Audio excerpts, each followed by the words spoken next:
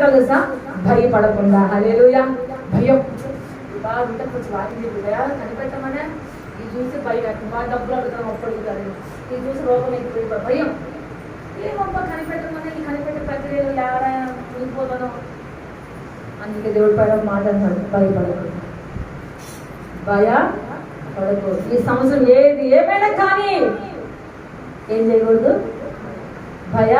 మన మాటలో కనిపించకూడదు, మన క్రియలో కనిపించకూడదు, మన ఆత్మీయ జీవితంలో కనిపించకూడదు. గుర్తుపెట్టుకో, 3 చేయి ఖచ్చితంగా ఈ సంవత్సరము.